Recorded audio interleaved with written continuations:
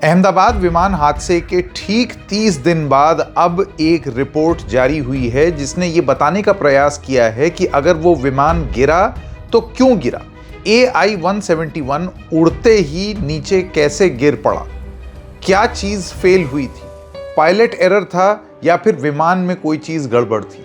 इन्हीं सब चीजों के जवाब मांगते हुए आप जानते हैं वो ब्लैक बॉक्स बहुत बुरी स्थिति में था। फिर ये बात हुई कि उसको अमेरिका भेजा जाए, वहां उसको रिट्रीव किया जाए।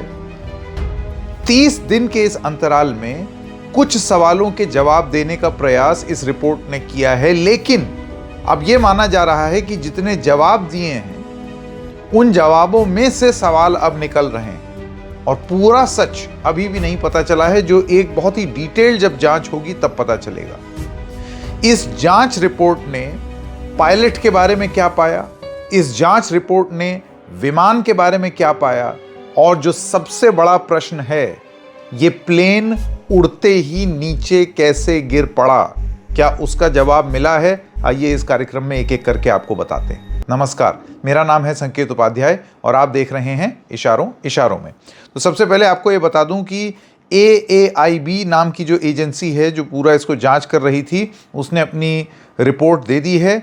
AAIB जैसे कि आप जानते हैं एक मिनिस्ट्री ऑफ सिविल एविएशन के अंतर्गत आने वाली एक एजेंसी है। इसका फुल फॉर्म है एयरक्राफ्ट एक्सीडेंट इन्वेस्टिगेशन ब्यूरो। जैसे कि नाम ही बता रहा है, ये एयरक्राफ्ट का जो एक्सीडेंट हो जाता है उसका इन्वेस्टिगेशन करते हैं और उसका ब्यूरो है।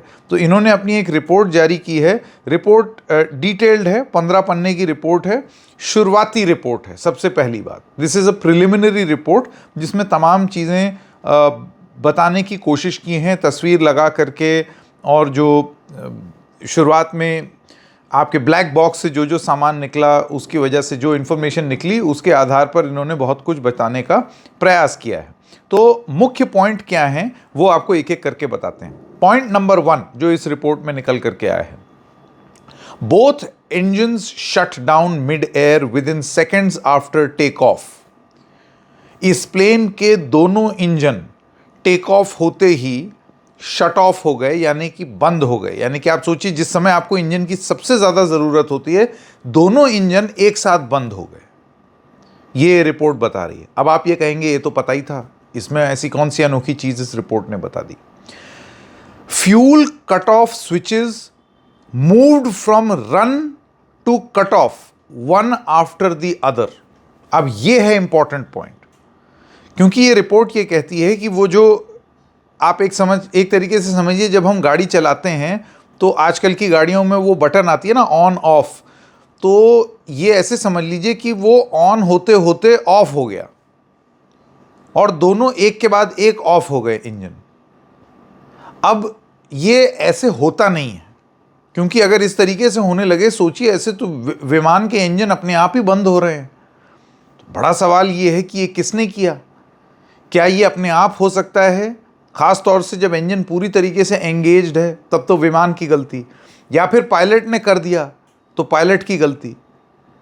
अब जो सबसे पहली चीज़ इस रिपोर्ट ने आइडेंटिफाई की वो ये है कि वो स्विच टॉगल ऐसे रन की ओर था, वो अपने आप पहले एक इंजन का फिर दूसरे इंजन का दोनों कट ऑफ हो गए, और जब जैसे ही कट ऑफ होगा अगर फ्यूल सप्लाई, तो इंजन बंद हो जाएंगे।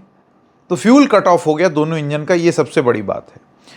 अब दूसरी चीज़, और ये महत्वपूर्ण सवाल है, कुछ हद तक इसका जवाब मिला है लेकिन संतोषजनक तरीके से नहीं मिला है।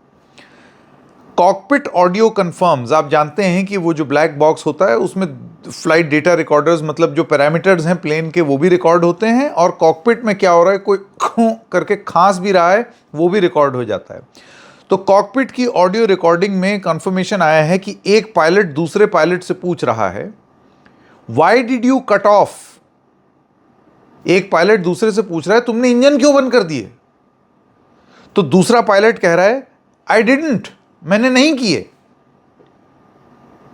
तो इससे यह साबित हुआ कि पायलट कम से कम ये बोल रहा है ऑन रिकॉर्ड कि मैंने इंजन बंद नहीं किया है, क्योंकि इतना ही समय था। याद कीजिए, विमान उड़ा और उड़ते ही गिर गया, तो बहुत लंबी वार्तालाप नहीं होगी, छोटी सी ही होगी।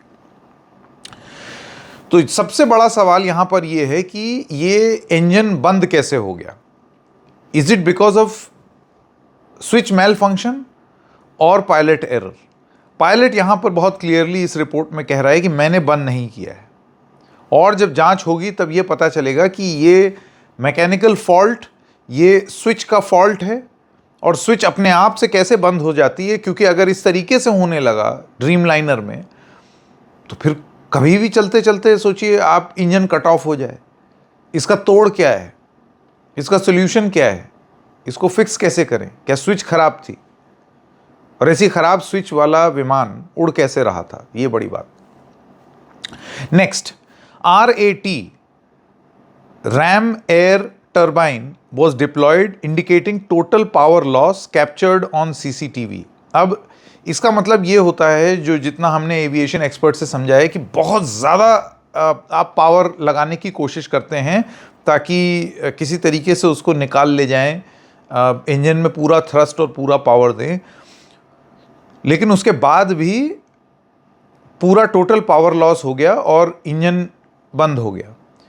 पॉइंट नंबर 4, ऐसा नहीं है कि इंजन दोबारा चलाने का प्रयास नहीं किया गया, वो स्विच ऑफ हो गए, इंजन बंद हो गए, लेकिन उतने ही सेकंड्स में पायलट्स ने दोबारा कोशिश की इंजन ऑन करने की। Engine relight was attempted, engine 1 showed signs of recovery, मतलब एक इंजन दोबारा जीवित होने की कोशिश कर रहा था। Engine 2 could not sustain, engine 2 वो किसी तरीके से ऊपर ही नहीं आ पाया, उभर नहीं पाया बंद होने के बाद। एक इंजन कोशिश कर रहा था वापस आने की। Aircraft was airborne for only 32 seconds, 32 second तक एयरक्राफ्ट ऊपर हवा में था। Crashed 0.9 nautical miles from runway into a hostel. अब आप जानते हैं एरोप्लेन में नॉटिकल माइल्स होते हैं, तो वो ऐसे टेक ऑफ किया और करीब 32 सेकंड तक हवा में रहा, और 0.9 नॉटिकल माइल्स के बाद वो हमने वो विजुअल्स देखे, नीचे गिर गया। Thrust levers found at idle but black box shows take off thrust वो still engage suggesting a disconnect और फेलियर। अब ये भी एक इंपॉर्टेंट बात है। देखिए, ये कारण बता रहा है कि विमान क्यों गिरा। अब वो कारण किसकी वजह से थे, ये चीज़ अभी तक इस रिपोर्ट में आई नहीं है, क्योंकि अगर आप शुरुआत में देखें तो स्विच एरोप्लेन के इंजन की चलने से ऑफ हो गई, फ्यूल कट ऑफ हो गया, तो फिर ये या तो किसी ने किया होगा, तो वो संवाद निकल करके आया जिसमें पायलट कह रहा है कि मैंने नहीं किया, इसका मतलब अपने आप हुआ। अब ये सारी चीज़ें अपने आप कैसे हुआ कि नहीं, तो अपने आप हुआ है तब तो फिर ये बोइंग से सवाल पूछे जाएंगे, एयर इंडिया के मेंटेनेंस से सवाल पूछे जाएंगे। पायलट ने बंद किया होता तो अलग ही बात बन जाती, लेकिन वो चीज़ अभी निकल करके नहीं आई है। ये अभी बहुत, आप ये समझिए, थरो जांच का एक विषय बनने जा रहा है एयर इंडिया का ये इन्वेस्टिगेशन। इतनी सी जांच से अभी हमको पूरे जवाब नहीं मिले हैं। थ्रस्ट लीवर क्या होता है? थ्रस्ट लीवर होता है कि जिसको आप यूं करके डिप्लॉय करते हैं और प्लेन बहुत तेज़ी से आगे रनवे पर चलता है और फिर टेक ऑफ कर जाता है। तो थ्रस्ट लीवर आइडल पे था। आइडल का मतलब ये हुआ कि अभी वो एंगेज नहीं हुआ है विमान को आगे बढ़ाने के लिए, वो नीचे है। लेकिन ब्लैक बॉक्स ये दिखाता है कि टेक ऑफ थ्रस्ट वो still engage suggesting a disconnect और फेलियर। इसका मतलब ये है कि मैकेनिकली ब्लैक बॉक्स ने कुछ रिकॉर्ड किया है और जो साइट पे मिला है वो कुछ और दिखा है। तो ये क्यों हुआ है, अब इसकी भी एडवांस जांच होनी चाहिए। Fuel tested clean, no contamination from refuelling sources. इसका मतलब एक तर्क ये हो सकता है ना कि हो सकता है विमान का फ्यूल खराब हो, लेकिन वो जब उसकी जांच हुई तो ये पाया गया कि विमान में किसी भी तरीके का खराब ईंधन नहीं डला था, ईंधन ठीक था, फ्यूल कंटेमिनेशन नहीं हुआ था। फ्लैप की सेटिंग 5 डिग्री पर थी एंड गियर डाउन वो नॉर्मल थे टेक ऑफ के दौरान, उसमें कोई अनोमली नहीं थी। तमाम पायलट्स ने तमाम तर्क दिए कि चिड़िया हिट हो गई, बर्ड एक्टिविटी हो गई। तो अब ये जांच में निकल के आया है कि कोई बर्ड हिट नहीं हुआ था, गुड विजिबिलिटी थी, लाइट विंड्स थी और क्लियर स्काइज थे। ये इस रिपोर्ट ने साफ कर दिया है। Pilot credentials clear, both medically fit and rested with adequate experience on type. यानी कि जो पायलट्स थे उन दोनों के पास पूरा एक्सपीरियंस था, पायलट पूरी तरीके से आराम किए हुए थे, ऐसा भी नहीं था कि ज़बरदस्ती उनको थकान में प्लेन उड़ाया जा रहा था, ये सारी चीज़ें भी नहीं थी। सारी चीज़ें ये पाई गई जो पायलट के लेवल पर कोई दिक्कत नहीं थी, ना ही एयरलाइन के लेवल पर इस चीज़ पर। No immediate sabotage evidence but a known FAA advisory on possible fuel switch flaw existed, inspections not done by air India. ये इंपॉर्टेंट है। सैबोटाज एंगल का मतलब ये है कि कोई विमान ज़बरदस्ती गिराना चाहता है और उस वजह से उसने सिस्टम में कुछ हेर फेर की है। इस चीज़ को अभी फ़िलहाल इस निष्कर्ष पर नहीं पहुँचे हैं कि ये वाकई एक सैबोटाज था या नहीं था, और अगर सैबोटाज नहीं था तो फिर ये क्यों हुआ, ये एक बहुत बड़ा जांच का एक प्रश्न बन जाता है। और क्या एयर इंडिया ने उसकी इंस्पेक्शन ठीक से नहीं की जिस वजह से स्विच फ्लॉ हुआ, ये भी एक सवाल उठते हैं। और फिर aircraft within weight and balance limits, no dangerous goods on board, यानी कि कोई भी उस विमान में ऐसी चीज़ नहीं थी जिसकी वजह से ये हुआ हो। इतनी चीज़ इस रिपोर्ट में पता चली है, लेकिन मैं अभी भी आपको बता दूं जो चीज़ नहीं पता चली है वो ये है कि अगर विमान का इंजन का स्विच बंद हुआ तो कैसे हुआ, ये नहीं मालूम है। पायलट ने किया, पायलट कह रहा है मैंने नहीं किया, आवाज़ अब रिकॉर्ड हो गई। लेकिन अगर आप इसका दूसरा निष्कर्ष देखें कि क्या अपने आप हो गया, तो फिर ये सवाल बोइंग और एयर इंडिया के मेंटेनेंस टीम से पूछे जाएंगे। और फिर एक सवाल ये उठता है कि क्या स्विचेस, इंजन जैसी चीज़ की स्विच अपने आप बंद हो सकती है?